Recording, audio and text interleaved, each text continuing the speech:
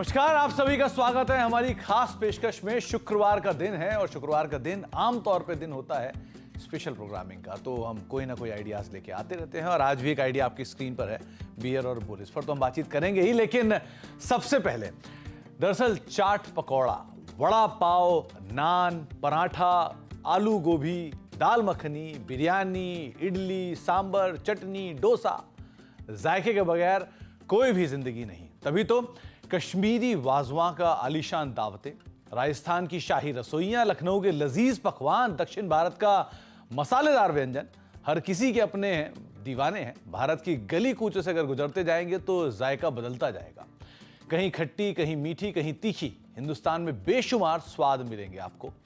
आप भी सोच रहे हो कि शुक्रवार के दिन मैं फिल्मों की जगह खाने पीने की बातें क्यों कर रहा हूं। दरअसल आज के शो की जो थीम खाने की थाली से ही निकाली गई है। वहां चटनी है, सांबर है और इधर बियर है और बुल है।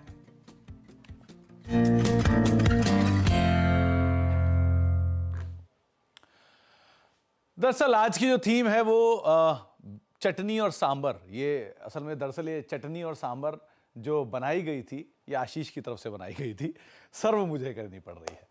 लेकिन चटनी सांबर है क्या? एक सीरीज़ है हॉटस्टार पे, अगर आप देखेंगे पिछले हफ्ते लॉन्च हुई थी, ये पिछले हफ्ते रिलीज़ हुई थी। ये दरअसल जो सीरीज़ है वो Indian Tamil drama comedy related है, जिसमें योगी बाबू जो कि सचिन का किरदार निभा रहे हैं, और एक बड़ा इंटरेस्टिंग वाकया होता है कि वो रातों रात उसमें रईस हो जाते हैं और उनको उनकी फैमिली ढूंढती है उस रईसी के लिए, आधी जायदाद के लिए। एक बड़ी इंटरेस्टिंग सीरीज़ है, आप ज़रूर देखिएगा, अच्छी कॉमेडी है इसमें।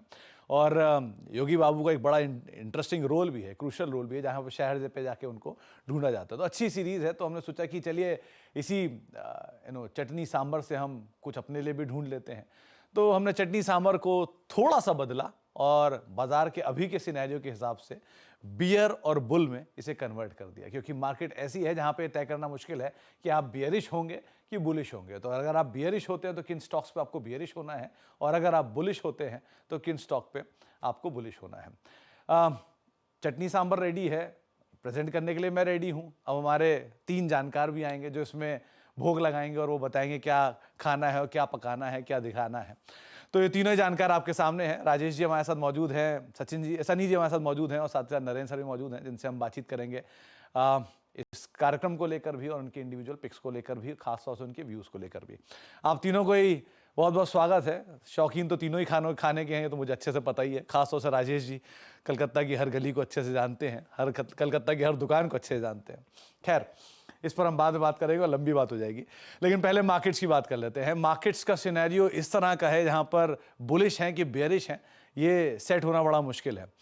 तो सनी पाजी, शुरुआत आप ही से करूंगा। सबसे पहले तो आप ही बताओ, क्या टोन मान के चल रहे हो मार्केट की आप? क्या अभी आप बुलिश हो मार्केट पर, क्या अभी आप बियरिश हो मार्केट पे? अगर आपको रेट करना हो मार्केट का बुलिश या बियरिश साइड, तो आप किस साइड जाओगे? Good afternoon and thanks for having me on the show. मुझे लगता है कि मार्केट में जिस तरह से पिछले एक सप्ताह में जो ग्लोबल इवेंट हुए हैं, उसके बाद जो एक्सट्रीम बुलिश सेंटिमेंट थे वो कहीं ना कहीं थोड़े टोन डाउन हुए हैं। और अब जो फोकस है ग्लोबल इवेंट्स को लेकर सभी मार्केट पार्टिसिपेंट्स का है। अर्निंग सीजन ऑलमोस्ट खत्म होने आया है जून क्वार्टर का, और हमने देखा है कि एक kind of decent earning season रहा था। बहुत ज्यादा एक्साइटिंग अर्निंग सीजन नहीं रहा है, और इसी के चलते हमारा ये मानना है कि FY25 जो करंट ईयर चल रहा है, इसमें जो निफ्टी 50 है, इसकी ईपीएस ग्रोथ तकरीबन 11 से 12% की रहेगी पूरे साल की, जो कि on a very high base. पिछले 4 साल में हम एवरेज जो ईपीएस की ग्रोथ देख रहे थे 15-16% की देख रहे थे, तो ऑन अ हाई बेस कहीं ना कहीं थोड़ा सा जो पेस ऑफ ग्रोथ है वो स्लो डाउन होते हुए दिख रहे हैं FY25 में। और अगर मैं वैल्यूएशन की भी बात करता हूँ तो FY25 में जो कंसेंसस एस्टीमेट है क्लोज टू 1100 रुपए का है निफ्टी 50 का ईपीएस का, और उसी के चलते तकरीबन 22 टाइम्स आज प्राइस टू अर्निंग मल्टीपल है निफ्टी का, जो कि नाइदर बहुत एक्सपेंसिव है ना ही बहुत चीप है। तो एक काइंड ऑफ फेयरली वैल्यूड है अगर मैं निफ्टी 50 की बात करता हूँ। तो ओवरऑल अगर मुझे सम अप करना होगा तो सेंटिमेंट जो एक बहुत एक्सट्रीम बुलिश थे वो कहीं ना कहीं थोड़े टोन डाउन हुए हैं। Still sentiments are bullish. Buy on dip जो है वो स्ट्रेटेजी अभी भी बरकरार है। हालांकि जो वोलेटिलिटी है शायद इंक्रीज होते हुए दिखेगी अगले 2 से 3 महीने के लिए, और जो निफ्टी है बेंचमार्क इंडाइसेस शायद 5 to 7% के बैंड में हमें कंसोलिडेट होते हुए दिखेंगे अगले कुछ महीनों के लिए। Sector rotation is the trend और at the same time stock specific activity जारी रहेगी। जहां नंबर्स अच्छे आ रहे हैं, बेहतरीन नंबर आ रहे हैं, आउटलुक अच्छा है, वहां मुझे लगता है कि कहीं ना कहीं जो पॉजिटिविटी है, ऑप्टिमिज्म बना रहेगा। आप मान के चल रहे हो, क्या रेट करोगे आप सनी पाजी? सॉरी, मैं आपका क्वेश्चन मिस कर गया। अगर अगर आपको बाजार को रेट करना हो स्केल में बियरिश से बुलिश साइड पे, तो कहाँ आप रेट करके चलोगे मार्केट्स को? अगेन मैं मार्जिनली बुलिश रेटिंग दूंगा। तो out of on the scale of 10 I will like to rate the market at a scale of 8, 10 being bullish, 1 being bearish। पूछना इसलिए भी जरूरी था, एक मीटर आपकी स्क्रीन पर है, वो स्क्रीन के इस मीटर पे नजर रखिए कि यहाँ पर 8 का मतलब होता है, मतलब सनी पाजी 8 मान रहे हैं, तो इसका मतलब वो एक्सट्रीम बुलिश भी नहीं है और मीडियोकर कहीं हल्का हल्का बुलिश है, तो बहुत बियरिश भी नहीं सो फार साउंड कर रहे हैं। तो अभी के लिए सनी पाजी मान रहे हैं कि 8 की रेटिंग के साथ आप बाजार में एटलीस्ट लॉन्ग साइड पर अपनी पोजिशन को देख सकते हैं। नरेंद्र सर, आपकी क्या राय है मार्केट्स को लेकर? क्योंकि बहुत सारे ट्रिगर तो अभी सनी पाजी बता भी रहे थे, अर्निंग्स हैं और ग्लोबल सिनेरियोज भी हैं, लेकिन ये भी नहीं भूल सकते कि बाजार चला भी बढ़िया है। हर ट्रिगर के बाद जब लगा था बाजार टूटेगा, तब वो और तेजी रफ्तार पकड़ लेता है। सो आप कैसे रीड कर रहे हो मार्केट्स को? आपने क्या स्केल पर रखा है बाजार को? आफ्टरनून सुमित जी, डेफिनेटली अगर आप पास्ट परफॉर्मेंस देखें तो बहुत ही बेहतरीन परफॉर्मेंस रही है। और ये परफॉर्मेंस जो ड्राइव हो रही थी वो फंडामेंटल्स ने भी काफी अच्छा सपोर्ट किया था परफॉर्मेंस में। तो हमने जो देखा लास्ट 1.5 ईयर्स में काफी सारी कंपनियों से काफी इंप्रूवमेंट भी दिखाया और जिससे परफॉर्मेंस भी ड्राइव हुई है। लेकिन अभी अगर अपन वैल्यूएशंस की बात करें तो निफ्टी की अगर मोटा मोटी अगर अपन FY26 की वैल्यूएशन देखें तो ऑलमोस्ट 18.7 के आसपास ट्रेड कर रहा है पी मल्टीपल, जो कि अगर हिस्टोरिकली देखें तो मार्जिनली अबव एवरेजेस है, ठीक ठाक वैल्यूएशंस है। और जीडीपी ग्रोथ देखें तो 7.2% जो करंट ईयर का कल आरबीआई ने हमें बताया प्रोजेक्शन, तो वो भी ठीक ठाक है। तो यहाँ पे मेजर रिस्क तो ब्रॉडर अर्निंग्स को नहीं दिखा, लेकिन इसमें सबसे मेजर चीज अपने को देखनी पड़ेगी कि शॉर्ट टर्म में जो ग्लोबल फैक्टर्स हैं, जो वॉलेटिलिटी आई है, और एक तरफ से नहीं, कंटिन्यूसली हमको टाइमली कहीं ना कहीं 2-3 जगह से ग्लोबल वॉलेटिलिटी और जो रिस्क है वो धीरे धीरे इंक्रीज हो रहा है। तो उसको डेफिनेटली नजरअंदाज नहीं करना चाहिए, क्योंकि वो भी फैक्टर करता है मार्केट की ओवरऑल परफॉर्मेंस के लिए। तो जहां तक रेटिंग का सवाल है, मैं फिलहाल बिकॉज जो ग्लोबल रिस्क है वो थोड़ा अनसेटलिंग लग रहा है और ऐसा नहीं लग रहा कि ये आगे जाके नियर टर्म में खत्म होने वाला है। एटलीस्ट यूएस इलेक्शंस के जब तक नतीजे नहीं आते तब तक थोड़ी उथल पुथल चलती रहेगी अलग अलग जगह पे। तो यहाँ पे इसको डिस्काउंट करते हुए मैं 5 पॉइंट दूंगा मार्केट से नियर टर्म पे। तो 8 पॉइंट थे सनी पाजी के, नरेंद्र सर की तरफ से आ रहे हैं 5 पॉइंट। अगर आप बाजार के अभी सिचुएशन सिनेरियो को देखेंगे तो 5 की रेटिंग के साथ नरेंद्र सर मान रहे हैं कि मार्केट्स में अभी अपनी आप पोजिशंस को बना के चल सकते हैं। बहुत बियरिश भी नहीं है, बहुत बुलिश भी नहीं है, लेकिन हाँ, आप स्केप्टिकल थोड़ा रहिए, वो ज़रूरी है। राजेश सर, आप क्या मान रहे हो, क्या सुन रहे हो कलकत्ता के गलियारों में? क्या होना चाहिए मार्केट्स में? कैसी सिचुएशन आप देख रहे हो अभी? गुड आफ्टरनून सुमित जी, सनी जी, सोलंकी जी। कलकत्ता की गलियारों की अगर आपने बात करी तो पहले मैं बाजार ये प्रोग्राम के थीम से मैं ही जुड़ा हुआ कुछ जोड़ना चाहूंगा कि आपने अभी खाने पीने की बहुत सारी चीजों, राजस्थान, यहाँ वहाँ कश्मीर तक का गिना दिया और कलकत्ता के पुष्पा को भूल गए आप। नहीं, मैं खुद ही चल जाना पड़ता ना, तो इसलिए मैं बोला ही नहीं, मैं वहां चला ना जाता, इसलिए मैं तो राजस्थान, इसलिए आपके चक्कर में राजस्थान को जोड़ना पड़ा। क्योंकि मुझे पता है कलकत्ता के बाद राजस्थान दूसरी जगह है जहां आप सबसे ज्यादा खाने पीने के शौकीन हो और वहां पर आप घूमते हो, इसीलिए मैंने राजस्थान जुड़वाया। अच्छा, जहां तक बाजार की बात है, छोटी अवधि में मैं सोलंकी साहब की बात से बिल्कुल सहमत हूँ कि यूएस के इलेक्शन है, कुछ अस्थिरताएं हैं, जियोपॉलिटिकल टेंशन है, ये सारी चीजें मैटर करेंगी। बट चूंकि हम लोग फंडामेंटल पे बैठे हैं और मैं फंडामेंटल करता हूँ, तो मुझे लगता है कि लॉन्ग टर्म में बहुत बुलिश है टोन बाजार का। शॉर्ट टर्म में ऊपर नीचे हो सकता है, कोई दो राय नहीं है इसमें।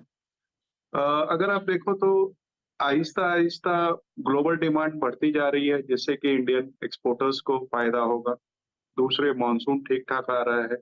तीसरे, क्रूड प्राइस नीचे है। उम्मीद ये भी बन रही है कि फेड के रेट कट आने वाले दिनों में आ जाएंगे और बहुत सारे स्ट्रक्चरल चेंजेस हुए हैं अपनी भारत की इकोनॉमी में अगर कहा जाए तो पिछले 10 सालों में।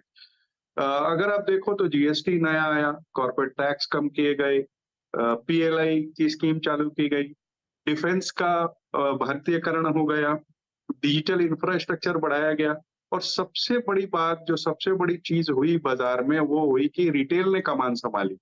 पहले अगर एफआईआई थोड़ा बहुत भी बेचते थे तो बाजार एकदम कांप जाता था। आज की डेट में एफआईआई की कोई वर्चस्व है ही नहीं। आज ही के आए आंकड़ों के अनुसार 29,000 करोड़ के ऊपर का एसआईपी चल रहा है। तो ये बहुत पॉजिटिव चीज है। और अगर आप देखो तो ग्लोबली इंटरेस्ट रेट बहुत आए हैं। जो आपके लॉजिस्टिकल चेन है वो बिगड़ी हुई है जियोपॉलिटिकल टेंशंस के कारण से, और ये सब चीजें भारत के फेवर में जाती है। तो छोटी अवधि में हो सकता है कि थोड़ा ऊपर नीचे हो, बट मध्यम से लंबी अवधि में हम बुलिश हैं और हम समझते हैं कि आगे आने वाले दिनों में अच्छी ग्रोथ देखने के मिलेगी। सबसे बड़ी बात इसमें और भी एक जोड़ना चाहूंगा कि सरकारी केपेक्स और प्राइवेट केपेक्स दोनों एक जी। बड़े रूप से अनाउंस हो रखा है, जो कि एक बहुत बड़ा योगदान देगा इंफ्रास्ट्रक्चर वगैरह की डेवलपमेंट में। तो क्या रेट लेके चल रहे हो, फिर क्या रेटिंग रखूं? मैं इसमें 8 की रेटिंग दूंगा। ये नहीं है कि मैं बुलिश नहीं हूं। मैं 2 जो कम कर रहा हूं वो सिर्फ एकदम छोटी अवधि में जो जियोपॉलिटिकल टेंशन कह लीजिए या दूसरी चीजें कह लीजिए उसके वजह से है। अदरवाइज मैं 8 की रेटिंग देता हूँ। नहीं नहीं, स्कोप होना भी चाहिए हमेशा, थोड़ा सा एक स्कोप इंप्रूवमेंट का हमेशा बना रहना चाहिए। लेकिन 8 की रेटिंग राजेश सर की तरफ से, तो 2 लोग बुलिश, एक न्यूट्रल आप कह लीजिए। तो हर बुल में थोड़ा कहीं बियर होता है, हर बियर में कहीं थोड़ा बहुत बुल होता है। तो अब जरा कुछ कॉल्स की बात कर ली जाए। सबसे पहले सनी बाजी, अगर आप बुलिश हो तो पहली कॉल आपकी तरफ से। अगेन आज के मार्केट में मैं थोड़ा सा वैल्यू बाइंग की ओर फोकस करना चाहूंगा, वैल्यू स्टॉक की ओर, और इसी के चलते मैंने बॉम्बे बर्मा ट्रेडिंग कंपनी को चूज किया है।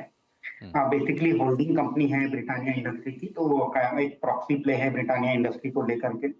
अगर आप ब्रिटानिया इंडस्ट्री का मार्केट कैप देखेंगे आज के डेट में तो वो तकरीबन 1,40,000 करोड़ का है।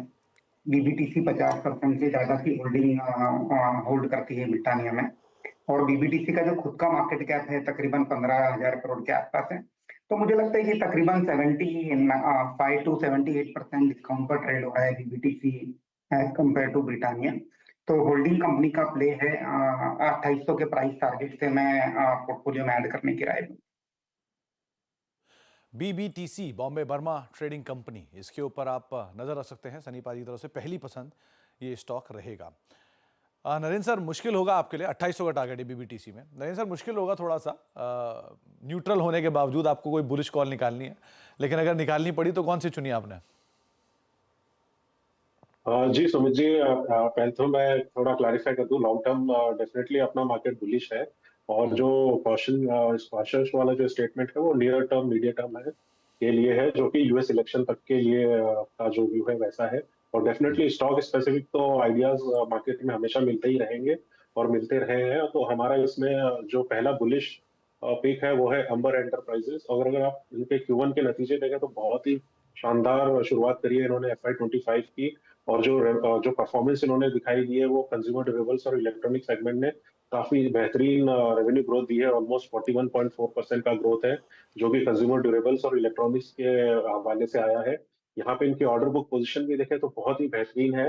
इनकी ऑर्डर बुक पोजीशन और इनके जो फ्यूचर के जो प्रोजेक्ट्स देखेंगे या फिर जो नेक्स्ट 2 इयर्स की ग्रोथ देखेंगे तो वहां पे भी काफी सब्सटेंशियल ग्रोथ हमको देखने को मिल रही है। और इनके जो इंटरनल्स हैं, चाहे आप एबिटा मार्जिन देख लीजिए, वो भी हमें लगता है कि 40% टच कर जाएंगे FY26 तक, जो कि काफी अच्छा इंप्रूवमेंट है।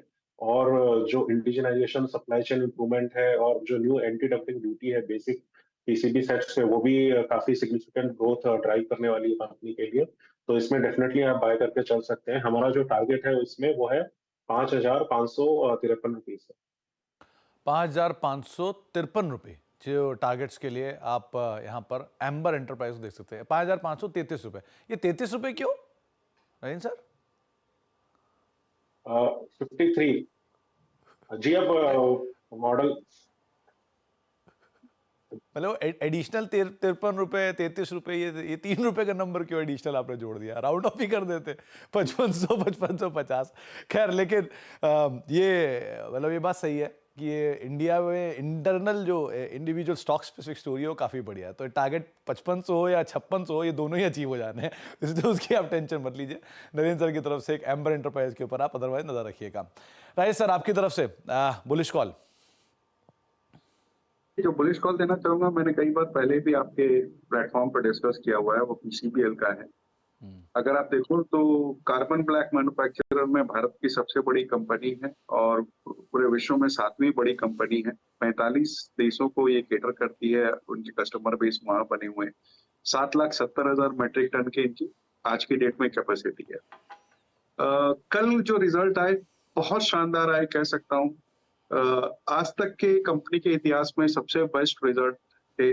कंसोलिडेटेड रेवेन्यू 59% के आसपास का जंप था, जो कि सेल्स वॉल्यूम के कारण से और बेटर रियलाइजेशन के कारण से बढ़त देखी गई थी।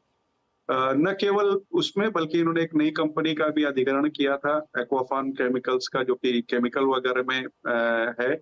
वहां भी अच्छी रियलाइजेशन और अच्छे प्रोडक्ट मिक्स थे। दूसरे, इन्होंने एक ऑस्ट्रेलियन कंपनी के साथ टाई अप किया है, जहां ये ईवी स्पेस में एंटर कर रहे हैं। और चेन्नई का जो इनका प्लांट है, उन्हें लगभग सारे ही टायर मैन्युफैक्चरर से अप्रूवल मिल गया है, जिससे वो ओईएम सप्लाई में बहुत फायदा होगा।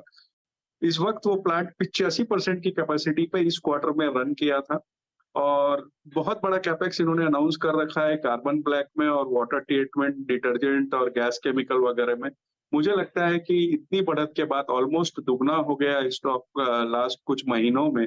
बट यहाँ से भी अगर कोई 1.5 साल रखता है तो मुझे आश्चर्य नहीं होगा कि मौजूदा स्तर से 25-30% की बढ़त बिल्कुल हो सकती है। राजेश सर, मुझे अगर गलत नहीं हो तो शायद 160-170 रुपए में पहली बार आपने कहीं इसका जिक्र शुरू किया था।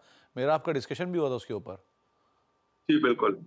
बढ़िया चला। इनफैक्ट पीसीबीएल नए ऑल टाइम हाइस पर तो है ही, और अभी भी जो नया पुणे बेस्ड एक्विजिशन है वो कंपनी के लिए एक बड़ा गेम चेंजर भी हो सकता है, तो इसलिए आज से भी आप नजर रखिएगा।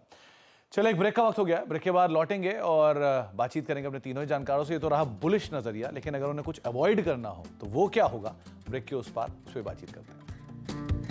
आप देख रहे हैं हमारी खास पेशकश बियर बुल। हमने अब तक बुलिश मार्केट की बात की, अब हम बात कर लेते हैं कुछ बियरिश मार्केट की भी। यानी कि बाजार की इस तेजी में अगर कुछ स्टॉक अवॉइड करने हो या कुछ समय के लिए अवॉइड करने हो तो स्टॉक कौन से रहेंगे। तीनों जानकार हमारे साथ अभी भी बने हुए हैं। राजेश सर हैं, सनीपा जी हैं और नरेंद्र जी मौजूद हैं। नरेंद्र सर, शुरुआत आपके साथ। सबसे पहले कोई स्टॉक अगर अवॉइड करना हो दो इस मार्केट में, क्योंकि बहुत सारी चीज़ों के दाम महंगे नहीं बहुत महंगे हो चुके हैं। सो कुछ स्टॉक तो एक्चुअल में दूर रहने लायक हैं, भले कुछ समय के लिए हो या भले ही लंबी अवधि के लिए हो। लेकिन कुछ स्टॉक अगर आपको अवॉइड करने हो एज ऑफ नाउ तो कौन सा होगा पहला नाम? जी, हमारी तरफ से पहला नाम है एसबीआई कार्ड्स। अगर आप इनके रिजल्ट्स देखें तो ओवरऑल सारे फ्रंट्स पे मिस किया है इन्होंने एक्सपेक्टेशंस को। और अगर आप प्रॉफिट भी देखें तो काफी फ्लैट आया है, और स्पेंड्स भी देखें तो कॉर्पोरेट स्पेंड 66% डिक्लाइन हुए हैं, जो कि ओवरऑल जो स्पेंड है उसका इम्पैक्ट किया है। और जो अनसिक्योर्ड लैंडिंग इंडस्ट्री है वहां पर भी धीरे धीरे स्ट्रेस बिल्ड होता हुआ हमको दिख रहा है, और जिसके कारण क्रेडिट कॉस्ट भी इंक्रीज हुई है और एसेट क्वालिटी पे भी फर्क पड़ रहा है। तो हमें लगता है कि इस चीज को इम्प्रूव होने में कपल ऑफ क्वार्टर्स थोड़े और लगेंगे, इसलिए फिलहाल यहाँ पे दूर रह सकते हैं आप। इसमें हमारा जो फिलहाल टारगेट है वो है 665 रुपीज।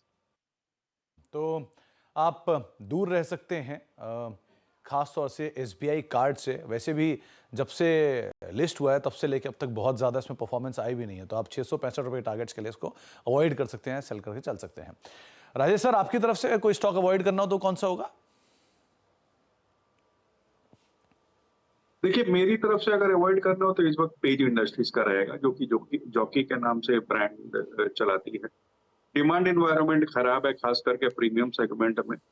कंज्यूमर स्पेंडिंग में प्रीमियम में थोड़ा दबाव देखने के जा रहा है, और दूसरे जो फॉरेन के ब्रांड्स है वो इन पे थोड़ा हावी हो रहे हैं। पिछले 5 क्वार्टर से लगातार टॉप लाइन में डिक्लाइन के बाद कल जो नतीजे आए उसमें सिर्फ 4% की बढ़त टॉप लाइन में आई है, वो भी एट द लेजर सेगमेंट से और थोड़े प्रीमियम सेगमेंट से। मुझे लगता है जिस तरह की इन्वेंट्री पाइल अप और दूसरी चीजें हैं उसे देखते हुए फिलहाल इसे अवॉइड करना चाहिए। वैल्यूएशन के लिहाज से भी अगर आप देखेंगे तो 80 के पी के आसपास ट्रेड करता है, FY26 की 50 की पी। मुझे लगता है इस वक्त थोड़ा महंगा है। नहीं राजेश सर, क्या मतलब यूज कम हो रहा है, क्या लग रहा है आपको? डिमांड ऐसी कैसे एकदम से ड्रॉप हो गई इसके अंदर? यूज का ऐसा है कि और जो लिस्टेड उन्होंने थोड़ी सी बुलिश स्टैंस ले लिया है, जैसे कि लक्स, डॉलर है, वहां से भी प्रीमियम ब्रांड्स बाजार में आ गए। ओके, तो कंपटीशन स्टिफ हो रहा है, जिसकी वजह से शायद हिट होते हुए दिखाई पड़ रहा है। सनी भाई, अगर कोई स्टॉक आपको अवॉइड करना हो, आप कौन सा करोगे? अगेन मैं ट्रेंड को अवॉइड करना चाहूंगा, और उसका एक ही कारण है कि एक्सपेंसिव वैल्यूएशन। हालांकि कंपनी की जो परफॉर्मेंस है काफी रॉक सॉलिड रही है पिछले 2-3 सालों में, और आज नतीजे भी आने वाले हैं। मुझे लगता है कि आज का परफॉर्मेंस भी ये क्वार्टर का अच्छा ही रहेगा। बट अगर मैं वैल्यूएशन की बात करता हूं तो नॉर्मलाइज FY24 का जो प्रॉफिट था तकरीबन 1200-1300 करोड़ का था। और अगर अपने ये मान भी लेते हैं कि प्रॉफिट अगले 2 साल में डबल हो जाएगा, 3000 करोड़ का प्रॉफिट हो जाएगा, तो आज के डेट में कंपनी का जो मार्केट कैप है तकरीबन 2 लाख करोड़ का मार्केट कैप है, जो कि more than 70 time price to earning multiple पर ट्रेड हो रहा है। तो मुझे लगता है कि एक माइनर डिसअपॉइंटमेंट जब भी होती है जो फास्ट ग्रोइंग कंपनी में, वहां जाकर के हम एक एक्सीडेंट होने के चांस रहते हैं, जहां वैल्यूएशन अचानक से डीरेट होती है टू सम एक्सटेंट। तो maybe buy on dip is the right strategy for trend, maybe कुछ समय के लिए दूर रहना चाहिए, और एक बार जब मोमेंटम फिजल आउट होगा उसके बाद इसमें लोअर लेवल्स पर पार्टिसिपेट किया जा सकता है। सही बात है, कंपनी बहुत अच्छी है, कंपनी में कोई डिनायल नहीं है, लेकिन ऑब्वियस सी बात है, हर चीज़ की एक सही वैल्यू होती है। तो बहुत ज़्यादा चला हुआ शेयर है, तो इस लिहाज से भी आप इसके ऊपर नज़र रखेंगे। वैसे लेकिन ये कंपनियां तीनों बहुत अच्छी हैं, बट वैल्यूएशन, कंफर्ट या अभी के नतीजे खराब या कुछ हाल फिलहाल के इश्यूज़ हैं, जिसकी वजह से आप इसे कहीं खरीदारी नीचे के लेवल पे कर सकते हैं या अभी के लिए अवॉइड कर सकते हैं। बहुत बहुत शुक्रिया राजेश सर आपका भी, सनीपा जी आपका भी, और नरेंद्र सर आपका भी, आज के दिन हमारे साथ मौजूद रहने के लिए, स्टांस क्लियर करने के लिए, और साथ साथ तभी सभी शेयरों पर हमसे बातचीत करने के लिए। जाने से पहले वो तीनों पिक्स जो तेज़ी की तरफ या मंदी की तरफ हैं, उनके ऊपर आप नज़र रख सकते हैं। अगर आप बुल साइड पर कुछ प्ले करना चाह रहे हैं तो PCBL राजेश सर को पसंद है, बॉम्बे बर्मा जो कि सनीपा जी की पसंद है, और अंबर एंटरप्राइजेस जो कि नरेंद्र सर की तरफ से पसंद आया। और अगर आप कुछ अवॉइड करना चाह रहे हैं तो पेज इंडस्ट्री जो कि राजेश सर को लगता है थोड़ा महंगा है, ट्रेंड वैल्यूएशन में थोड़ा डिस्कम्फर्ट है ना, कंपनी अच्छी है, और SBI कार्ड हाल फिलहाल के नंबर्स थोड़े से स्लगिश हैं, तो अभी के लिए आप इसको अवॉइड करके चल सकते हैं। तो ये 6 नाम जिनके ऊपर आप अदरवाइज नजर बना के रख सकते हैं। तो फिलहाल हमारी इस खास पेशकश को ही समेटेंगे, ब्रेक का वक्त है, और ब्रेक के उस पार भी खबरों का सिलसिला बना रहेगा। नमस्कार।